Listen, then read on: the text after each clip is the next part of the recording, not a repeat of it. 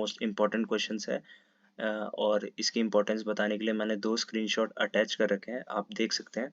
जैसे देखिए दिसंबर 2022 में ये क्वेश्चन करते हैं, प्राचीन भारतीय इतिहास के पुनर्निर्माण के स्रोत के रूप में सिक्के व अभिलेखों के महत्व पर एक टिप्पणी कीजिए। तो गाइस देखो, प्राचीन भारत का जो इतिहास है उसको बनाने में इतिहासकारों ने साहित्यिक स्रोत और पुरातात्विक स्रोतों का इस्तेमाल किया है। ठीक है, तो अब उसके अंदर से इस टॉपिक से हमेशा ही एक क्वेश्चन आता है। तो इसमें क्वेश्चन क्या आया था कि हमें सिक्के और अभिलेखों के महत्व को बताना था।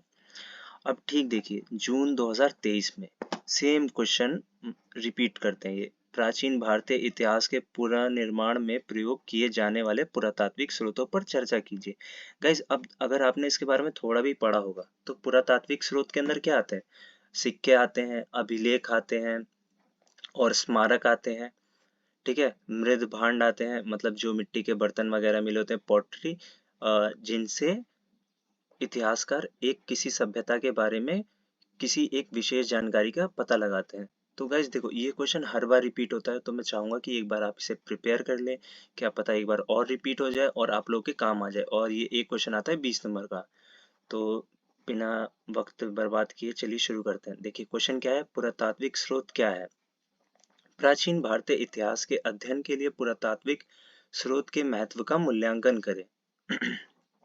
अब देखिए उत्तर, यार देखो उत्तर जो आंसर लिखोगे ना तो उसके अंदर क्या करना कि पहले तुम परिचय लिखना, और इस टॉपिक के बारे में जितना भी जानते हो, मतलब थोड़ा भी ऊपर बहुत का नॉलेज हो तो उसको ऐड ऑन कर देना। क्योंकि यार देखो 20 नंबर का क्वेश्चन होता है तो एटलीस्ट 4 पेजेस या 3 पेजेस तुम्हें भरने ही चाहिए।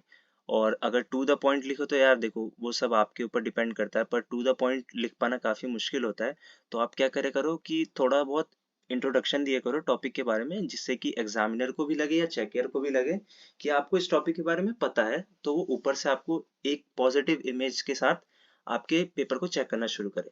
तो चलिए इस आंसर को शुरू करते हैं। पुरातात्विक स्रोत उन भौतिक अवशेषों और कलाकृतियों को संदर्भित करता है जो पुरातात्विक स्थलों से खोदे गए हैं, जो पिछली मानव सभ्यताओं और संस्कृतियों में मूल्यवान अंतर्दृष्टि प्रदान करते हैं। इन स्रोतों में कलाकृतियां, संरचना, शिलालेख, उपकरण, मिट्टी के बर्तन और मानव गतिविधियां के अन्य भौतिक अवशेष मिले हैं। अब देखो यार, पुरातात्विक स्रोत क्या होते हैं? जो क्या कहते हैं, पुरातात्विक स्थल होते हैं, मतलब आर्कियोलॉजिकल साइट्स जिन्हें इंग्लिश में कहा जाता है। अब वहां पे जब उत्खनन होता है ना, मतलब जहाँ उसकी खुदाई की जाती है उस जगह की, तो वहां से जो भी चीजें मिलती हैं वो पुरातात्विक स्रोत होते हैं। और वहां से देखो, अगर किसी भी एक पुरातात्विक स्थल की खुदाई की जाए तो वहां से आपको क्या ही मिल सकता है? ज्यादा से ज्यादा वहां की कलाकृतियां मिलेंगी, वहां के शिलालेख मिलेंगे, सिक्के मिलेंगे, मिट्टी के बर्तन मिलेंगे, ये सब मिलेंगे। तो आप पहले बहुत अच्छे से एक्सप्लेन कर देना कि पुरातात्विक स्रोत क्या होता है। अब देखो यार, इसके टाइप्स क्या होते हैं, लिपि और शिलालेख। देखो, कलाकृतियों या संरचनात्मक तत्वों पर शिलालेखों में अक्सर उस समय के लिखित रिकॉर्ड होते हैं। ब्राह्मी और खरोष्टी जैसी लिपियों का गूढ़ रहस्य प्राचीन भारतीय भाषाओं की ऐतिहासिक घटनाओं को समझने में सहायक रहा है। अब देखो, जब उत्खनन होता है तो इनसे क्या होता है कि हम वहाँ के शिला मतलब लिपि का ढंग जानते हैं और उनकी भाषा को जानते हैं, वो लिखते कैसे थे। अब जैसे देखो, हड़प्पा सभ्यता है, हड़प्पा सभ्यता की भी हमें लिपि मिली है, पर अभी तक उसे डिकोड नहीं कर पाए कोई भी इतिहासकार, क्योंकि हम उसकी लिखावट को पढ़ नहीं पाते। पर हमें एक बात तो पता चली कि वहां पे लिखने का ढंग था। तो ये देखो गाइस, पहला क्या है, लिपि और शिलालेख। अब दूसरा ये मुद्रा शास्त्र। अब मुद्रा शास्त्र देखो कितना इंपॉर्टेंट होता है किसी एक जगह के इतिहास को बताने के लिए।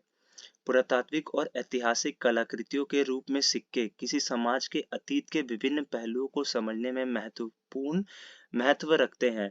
वह इतिहासकारों, पुरातात्विदों और मुद्रा शास्त्रियों के लिए जानकारी के मूल्यवान स्रोत के रूप में काम करते हैं, जो आर्थिक, राजनीतिक और सांस्कृतिक आयामों में अंतर्दृष्टि प्रदान करते हैं।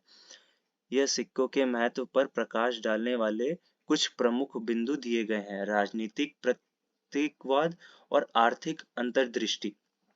अब देखो यार, मुद्रा शास्त्र।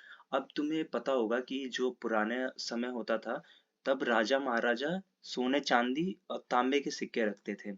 उस टाइम तो इतना ज्यादा आयरन का यूज नहीं होता था, तो इससे हमें ये भी पता चलता था कि कोई राज्य कितना समृद्ध है। अगर सोचो राजा ने सोने के सिक्के जारी करवाए, तो राजा का राजकोष काफी ज्यादा रहा होगा, वो राज्य आर्थिक तौर पर काफी ज्यादा मजबूत रहा होगा। तो मुद्रा शास्त्र से हमें ये पता चलता है।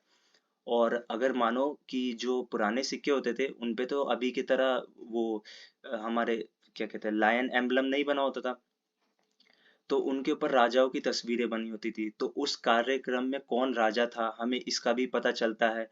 ठीक है, तो यहाँ देखो राजनीतिक प्रकृतिवाद और आर्थिक अंतर्दृष्टि, इससे हमें यही पता चलता है। राजनीतिक में क्या था कि वहाँ का मतलब राज्य संबंध कैसे रहे, क्योंकि कितने राजा अपने संबंध को प्रकट करने के लिए भी सिक्कों के ऊपर कुछ छपवाया करते थे, और उनके चिन्ह तो होते ही होते थे। ठीक है, और आर्थिक रूप से वो कैसे, अगर सोने का सिक्का है तो वहाँ सोने के सिक्के मिले वहाँ के उत्खनन में, तो काफी समृद्ध राज्य रहा होगा। चांदी है फिर भी समृद्ध रहा होगा, तांबा है तो उसकी स्थिति ठीक ठाक रही होगी, पर लेकिन जो सोना और चांदी के सिक्के जारी करवाए उनके जैसी स्थिति नहीं रही होगी। अब देखो स्मारक, स्मारक मानव सभ्यता की मूर्त अभिव्यक्त के रूप में बने रहते हैं, जो किसी विशेष युग के इतिहास, संस्कृति और कलात्मक उपलब्धियों को समाहित करते हैं। यहाँ स्मारक के महत्व के बारे में कुछ प्रमुख बिंदु दिए गए हैं। अब देखो यार, स्मारक जब होता है, कहीं का स्मारक मिलता है, तो उससे तुम्हें क्या क्या इंफॉर्मेशंस मिलती है, जानकारी मिलती है, इसको जरा समझो। अच्छा, हड़प्पा सभ्यता के अंदर हमें पता है कि एक ऊंचा दुर्ग था और एक निचला दुर्ग था। अभी हमें किससे पता चला? वहां के स्मारकों से पता चला।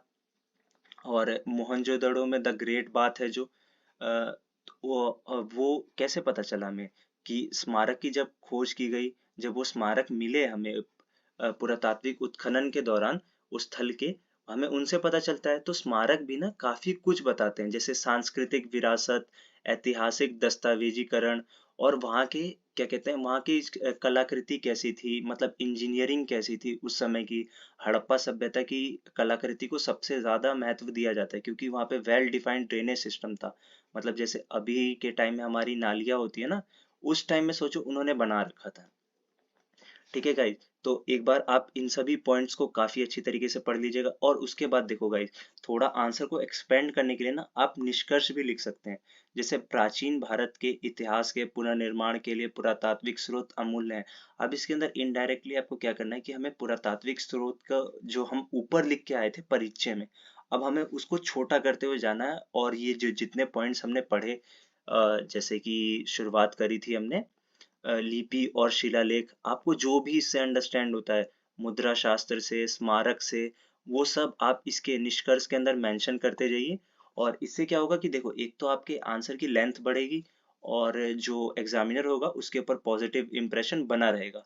और अगर शुरू के क्वेश्चंस के अंदर आपने अच्छा पॉजिटिव इम्पैक्ट दिया ना, तो यार आगे भी इम्पैक्ट अच्छा ही आएगा।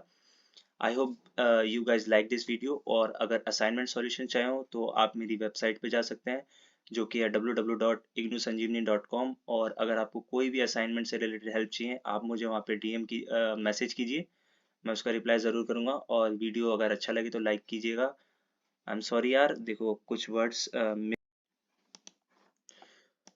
और सो सॉरी गाइज अगर मेरी हिंदी कुछ खास ना रही हो, क्योंकि यार देखो मैं काफ़ी रात में वीडियो शूट कर रहा था, क्योंकि मुझे बिल्कुल आइडिया नहीं था कि एग्ज़ाम सच में इतना पास में है।